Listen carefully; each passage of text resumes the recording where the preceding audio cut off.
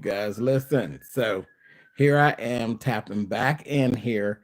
I was actually watching um documentary, Trainwreck documentary on the Travis Scott AstroWorld tragedy that took place November the 5th of 2021. Now, I have to start off by saying I do know who Travis Scott is. Of course, I know him to see him. I know what he looks like and all of that. But I don't know one Travis Scott song. So I'm just going to be right honest and right up front with you with that. I literally do not know one Travis Scott song. To just bust out and start singing it. You know, I love music and stuff, but I don't know Travis Scott like that.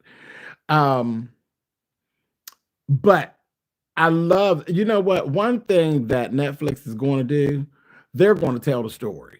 Okay. They are going to tell the story. Netflix, there's good documentaries, and their docu-series are good. They do really, really well. Um, and they do it in a timely fashion, because that's one thing with documentaries. I can't stand when a documentary is too dragged out and it's too stretched out and it's too long, because you lose something in there, and then it becomes like being in a class at school and you're like, okay, I thought I was done with all that in my 50s. I'm done, right, with all this. But they do a good job. So they ran through the history of who Travis Scott was, what he was to Houston, and all of this. And they went back to, the original Astro World concert he did in 2018, and then the one in 2019, which I'm going to say the one in 2019 told you flat out what was actually going to happen in 2021, because things have just got, things had actually progressed from 2018 to 2019. And I don't understand how, but yes, he was good for the community. He's good for the whatever he was good for, but it's I hate to say this too like this, but it pins him in to be like a chaos demon. It's like he's pinned in to be like a chaos demon and everybody's okay with it. You know what I mean? Like all this raging, and well, when the white boys was doing it, they called it rave. Come on, catch now. I'm old. So I've been around. I've been around. The part that what he does is no different than what the kids used to do at those rave parties. And they wouldn't allow the rave parties to get but so out of control. And he called it rage, and he's just rapping. But it's the exact same thing. It was always dangerous. All that body surfing and throwing yourself into the crowd, and it is the exact same thing. Only difference is he's a rapper. That's what I saw. That's what I saw. Nothing about it made me say, "Oh, I got to be at one of them. Oh, I need to get down there to that baby. Yes, baby. I gotta slam all this 200 plus pounds around into somebody." No. So as I'm watching it, I'm sitting there saying, where are we going? Where are we going? I'm not surprised by any of the outcome. I'm surprised it took so long to actually get there. I am surprised it took so long to actually get a body to claim. Seriously. And basically they went through the whole thing of, how the city loved him, this, that, thing, and the other. And as the documentary showed, he has a huge Hispanic following. Huge. Huge, because that's most of what you saw was Hispanic folk. So very interesting. And the people listen, the success of it, any entertainer, and I'm an entertainer myself. If any entertainer tells you, oh, I don't want that.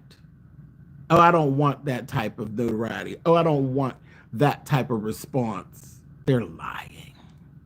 They're lying. It's what we all strive for, whether you want to say it or not.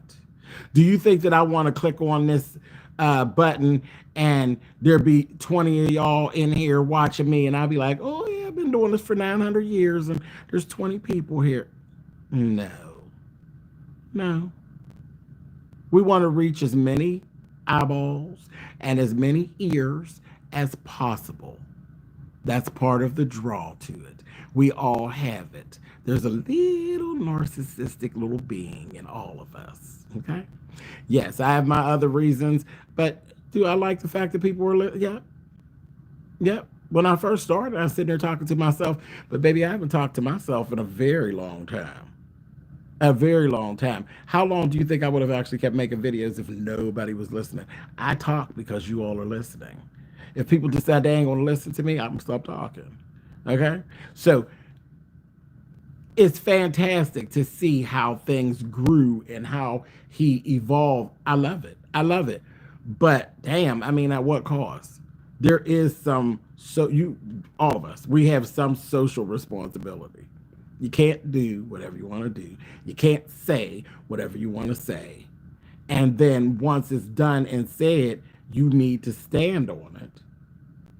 Stand on it or correct it, but mostly stand on it. Don't let it out your mouth if you ain't willing to repeat it. Don't. Just don't. And it just I don't know. It was really weird. But anyway, so we look at the two things. They even went back. I loved how they went back and seeing how he decided to call it AstroWorld and why, due to the amusement park and all of his love of the amusement park, which I definitely share that because I love amusement parks. I love roller coasters. That's my thing. I love roller coasters, and definitely same kind of story. There was a park here in Pittsburgh, which was a really good, beautiful park, and it is now a shopping center, a failing shopping center. So yeah, there's like a big portion of my childhood and time with my father that was spent at that park, that once it was gone is like, damn, that's just like part of your history. So I definitely understood that, and I got that, and I love that part of his story. I love that part of it, that he literally hung on to something from his childhood, and that's like a beautiful life. Something from your childhood that carries all the way over into your adulthood and is still clinging to you, and it means something to you. And when you actually bring some other people in, you bring other people into that, that's entertainment. That's fame. That's, when I sit here and I get a comment, somebody will come and say, I just love you. I love you. I love watching you. So funny. Okay, I love that because I'm here to make you laugh and make you think and those kind of things. But when somebody comes in and they be like, I love when you tell your stories. I love when you tell your stories and you share your stuff about your past and your story. It means something. It means something. That is success. In small, big, that's what that is. I love it. I love it. So I loved that. And I definitely identified with the young guy on that. And I was like, I love that. I love that. Now, am I going to just let him off the hook? I'm not going to just let you off the hook because you, sir, you and your whole outfit got 10 bodies. I don't give a goddamn how you look at it, how you splice it, how you paid it off, or any of that. Y'all got 10 bodies on y'all. Period. 35,000 is the amount that the space will hold. You all sold 50,000 tickets. Money is the root of evil. Out of evil comes death. So again, I'll say, at what cost? At what cost? They actually showed you text messages that showed guilt. I mean, it was flat out guilt. When they were showing these text messages, and the one text message says someone is going to end up dead. No, not someone, 10 someones. The last person that actually died was a 9-year-old. First of all, a 9-year-old at that concert.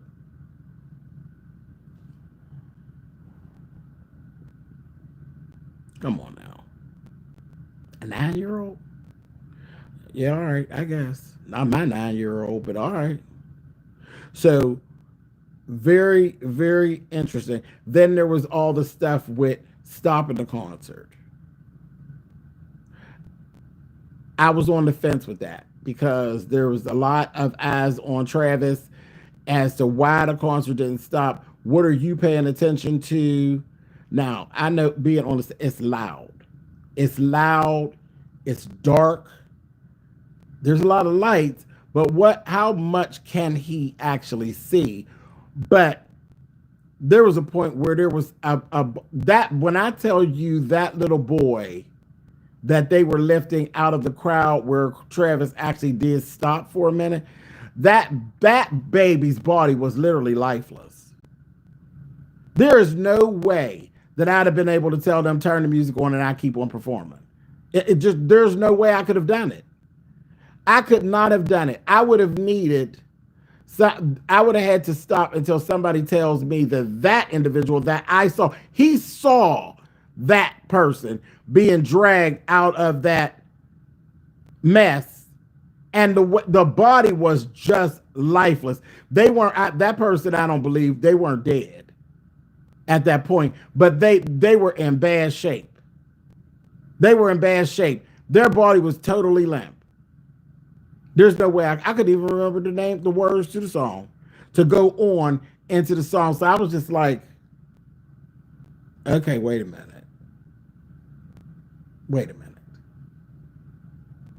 And then they turned around and they said, okay, he started right back up singing. And then you got Drake ends up coming on because they actually had finally gotten through, because there was all these reports. So they finally got through and they're telling them, they hit his earpiece and they tell him, we're going to stop the concert after this, like after a certain amount of time or some old shit. Your mind, Travis, did never go back to, I just seen a little child, lifeless body being lifted up out of there, and y'all said we're going to stop the concert at a certain, no, we're going to stop this right now. Right now. Why is it that I need to stop the concert? What actually has happened that I need to stop the concert? See, I need more information.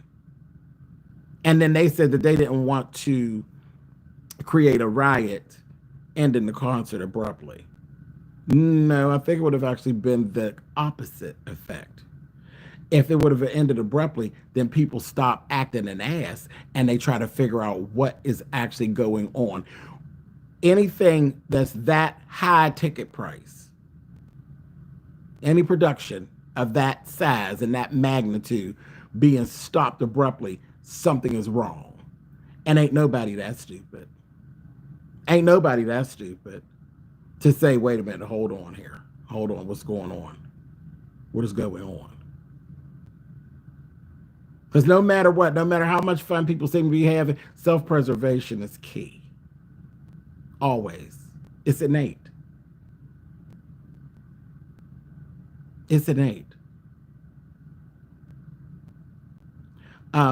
Money talks, bullshit walks,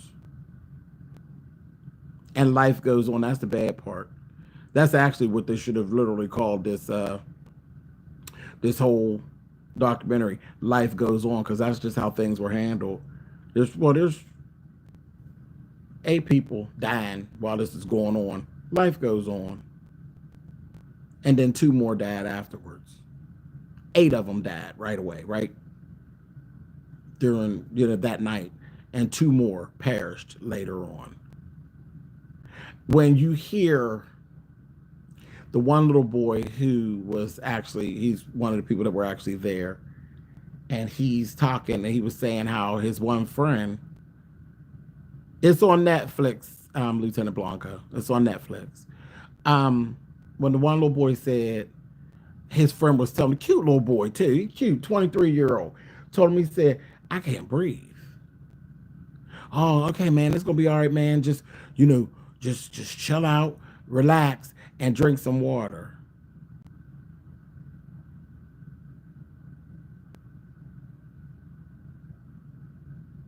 Y'all know who I usually travel with when I'm doing things of this nature. It's me and Chad. It's me and Chad. There is no way, there is no way that I will ever turn around to Chad and say, Chad, I can't breathe. And he move. We ain't never been having that much fun. There ain't never been nothing going on that's that deep. If I tell Chet I can't breathe, something gonna stop. Something gonna stop, or the first body would have belonged to him. Trust me, and vice versa. So I'm just like, what? But again, they are younger. They're younger, but we were younger. We were running around when we was that age. We was running around that time with each other. So it's just kind of like, you really got to choose who you're really hanging out with. Like, everything's all right. No, everything's not all right. Why can't you breathe? That's a loaded statement. Hey, bro, I can't breathe. And then girls is different than boys. You know, girls, they clock in. Boys don't clock in so much. But men don't generally even tell you when they're having issues, because they never want to. They're always been taught, don't show weakness. I'm a different kind of man, you know, but like young boys like that, 23 years old, for him to say he can't breathe, I would have really been paying attention. Like, you can't breathe. Young men don't generally, they don't share that kind of thing unless it's really something bad. Yeah, I mean, I can't breathe. Then the way they said how they just suffocate. And then when you see the overhead and they show you the setup of the stage, and I kind of go with the thing, whoever planned it, whoever sat down and thought, which is Live Nation, how they would enter, because they came from, SZA had just performed, and then they were coming over from SZA to Travis's, which was a completely different stage. They all entered coming the same direction for the most part. And the way that stage was set up, it was like they were corralled. They literally, it was a death trap. They piled in, and of course they want to get up to the front, but there was no getting out. There was no getting out. There was this side of the stage. They came in on this side. The other side is over there. There's a space in between. You pile into this, you literally, there's nowhere to go. Anything break out, you got nowhere to go. You got nowhere to go. Whoever designed that, at fault. Whoever designed the timing and the way in which they were going to approach, at fault. Literally suffocating. Suffocating. They were suffocating standing up with each other. That's how packed it was. They were standing up. And when people ended up moving back and forth, and then people fall, like they all the people you heard them say, I gotta stay standing up. If I fall, I'm done. Yeah. If you fall, you're done. You're never gonna see the light of day again. Now, God plays the game the way he plays the game, because there's a girl who literally did. She fell. She was damn near up out of here. She was damn near up out of here. She's part of the documentary. She was about up out of here. And somebody literally pulled her up out. Why her? You know why? Because she was a servant. She was a servant. They pulled her out. She didn't know. She said she just started seeing light. And they pulled her out. She could have just been, out of the game. She wasn't. She gave herself some minutes, got herself together. She was a nurse. She was a nurse.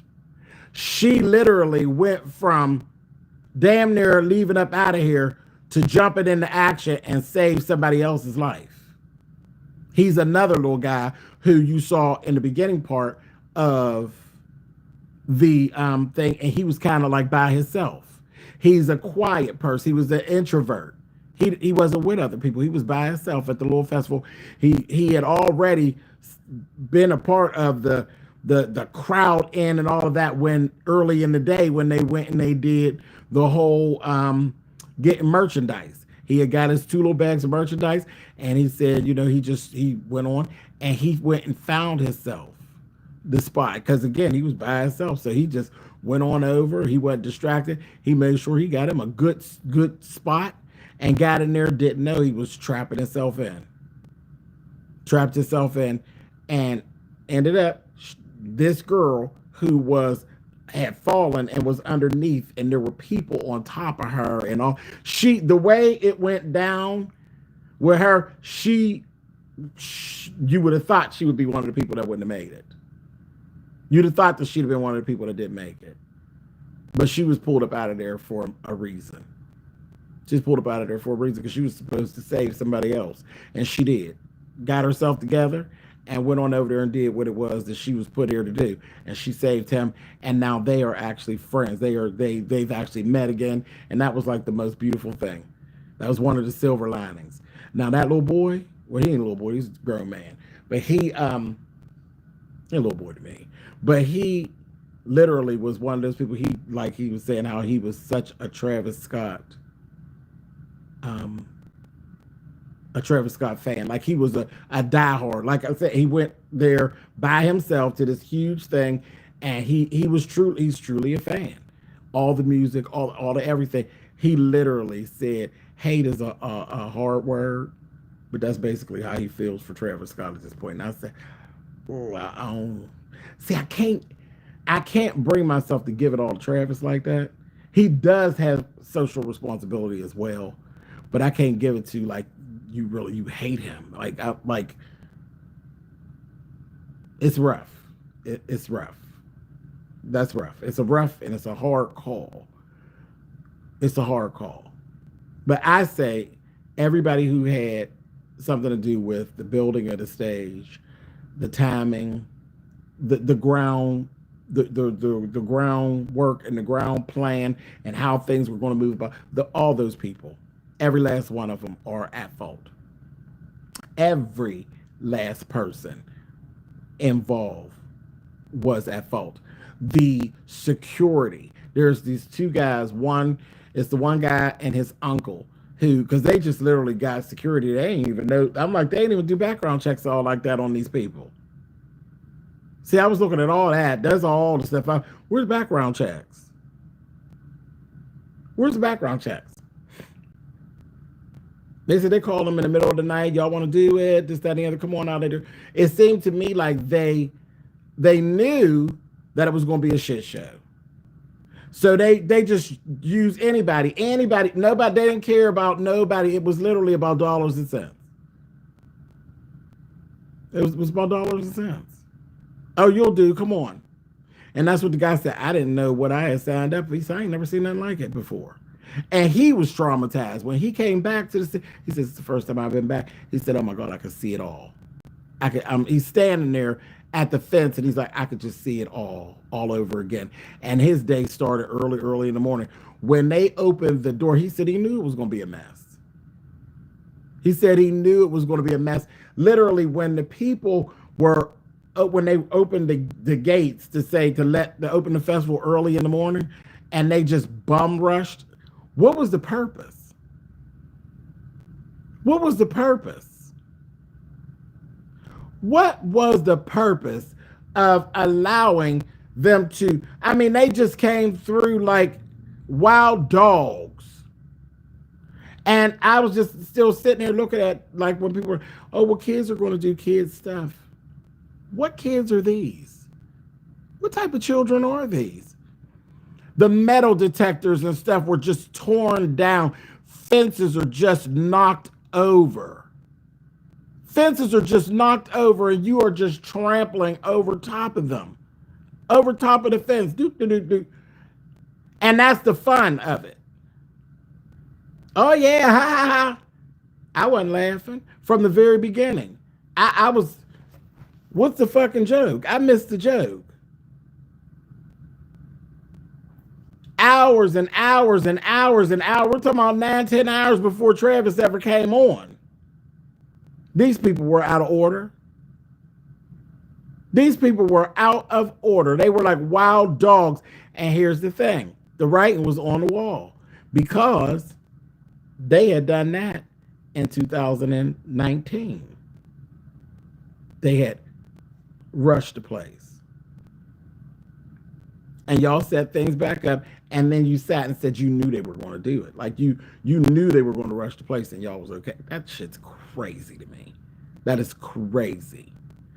And then there were the one little guy who told the friend, one of them, there's a one girl who got up and she was able to get onto the stage. So with all of that, she's able to get on the stage and they're hollering, stop the concert, stop the concert, stop the concert. They just ignored them. And there's video footage of them. I remember seeing that footage. I never really got into the story when it was actually going on back in the day. I kind of like just went on about my business. I didn't really get into it. But there's footage. I remember seeing it. It clicked to me right away. I was like, I've seen those images before with the two young people hollering and screaming. The guy who was hollering and screaming, he was another one that was pulled out of the crowd. He didn't think he was going to make, he had fallen and he got pulled out of the crowd. But the two of them were on the stage hollering, and none of the stage hands, they just act like they didn't hear him. And I'm like, this place is in such an array that they didn't even like try to move them. You know what I mean? They weren't even worried about them like getting to him or anything like that. It was a mess. So no, that's a mess. That was a whole mess. Then Travis comes out and he does this apology. And there were people who were really, really angry at him about the apology because, if we're being honest, the apology did not hold very much weight. That apology did not hold much weight. And I said, I don't want to put that on him, but maybe he just has that. Maybe that's just his personality. Maybe he's just like, I don't believe this is going on.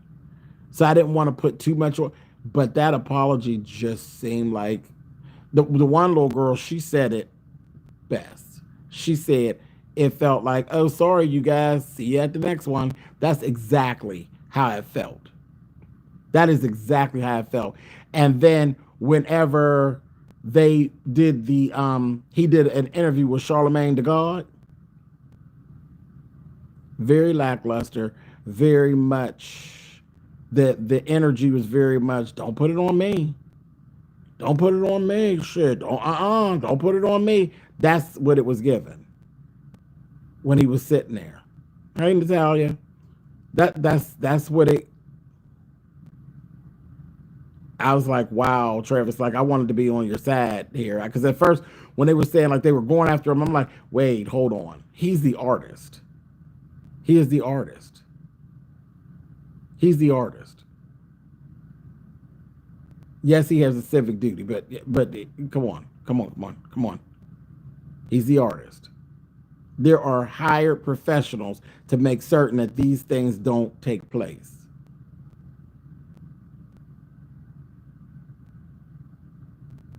But I can't imagine 10 bodies on me. And there were lawsuits filed against him, lawsuits filed against Live Nation, and as there were statements and things, and Live Nation gave very much that same thing given. Don't put it on us. Nope. Everybody knew about this, everybody knew about that. Don't put it on me. No accountability whatsoever. Now, again, money is all about money. Lawsuits were filed. All the lawsuits were all paid off for undisclosed amounts. I said, I know you lying. All of them. All of them. All of them. All of them. Nobody held out. Everybody took $2, $3 and went on about their way. One lady, they got her on there, this woman, they call her home. She had to drive to go identify her baby because her baby was gone.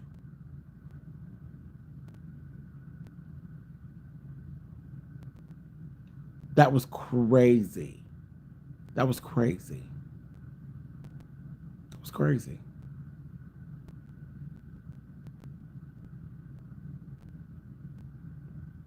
Lady go to see her son every day.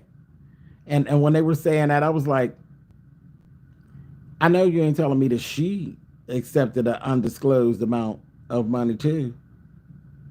But I guess she figured she just couldn't win. You know, if she go forth, it would probably destroy her. But girl,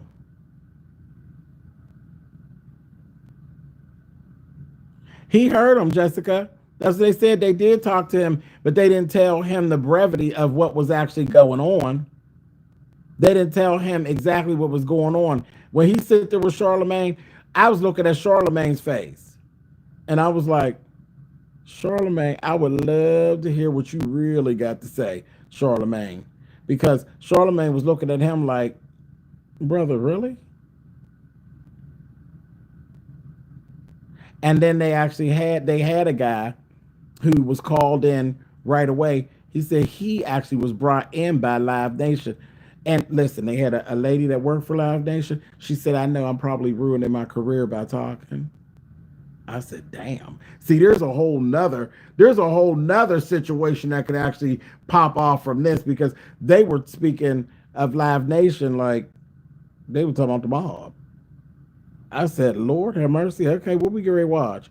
She said right away in the beginning of the thing, I know me even speaking about Live Nation on this could potentially ruin my career. But she was so affected by what actually had happened that she couldn't hold it. And I said, baby, don't worry about your career, honey. God will take care of you. You was doing the right work for the right purpose. So you'll be okay. You'll be okay, baby. You will have a hedge of protection around you. Don't you even worry. Don't you even worry. And then there was also the guy who Live Nation actually brought in, who literally, I don't know what happened in that little situation, but he's the one that basically told where everything, he's like, it didn't take me long at all to figure out what he said. It was a gross negligence. He said it wasn't just a few red flags. He said it was literally alarms and bells going off, and people knew it and weren't interested. I said, wow. And then, like I said, yeah, with Drake coming up, they didn't want to end because Drake was the people. And I again, I still with Travis after it happened and it's going on, you do this interview and you're still kind of like this, don't blame me. Oh, hell no, no, no, no. I mean, but I guess if he would have admitted guilt, it would ruin him. And he went on and he's fine. Travis is fine. You know, and that's in the end of the documentary, that's what they're like. He went on to make history numbers on another tour, and it was done by Live Nation. And history is a way of repeating itself. History is a way of repeating itself, and what needs to happen happens. What I hate that we might have to lose more lives to get things straight, but the universe will take care of this situation. That's all I'm gonna say. When all was done and said, they basically said, yeah, no one group are at fault. No one group are at fault. So they couldn't really place blame on anybody specific. And it just kind of is what it is. It was what it was. The lives are just gone, and it just is what it is. I don't even know how we supposed to feel about that. But that's basically what it was. That's why the fan went on to hate him the way he moved on, I guess. Yeah, I said, whoa, wow. It was deep. It really, really was deep. What's up, Fifi? So that's it. That's all I came in to say. I've said a lot. Y'all need to go and watch. Listen, this here Trainwreck series that they got going on over here on Netflix. You know, Netflix is one of the best to do it. They can do a documentary. They can bring the story to life for you. Yeah, they do. So y'all go check it out. There are a few more. I'll see. I ain't making no promises, but if they strike me in a way, you know, I will push my button and I'll come back and I'll talk to y'all. What's up, Shaker? Yeah, I'll come back and I'll talk to y'all. But yeah, y'all go see the Trainwreck, AstroWorld, the tragedy. I also watched Trainwreck out Poop Cruise. I did a video yesterday about baby, the Poop Cruise, honey. Oh, baby. Y'all go see about the Poop Cruise. That was a whole mess as well. All right, y'all. Thank y'all for watching. I will see y'all later. Y'all have a good one.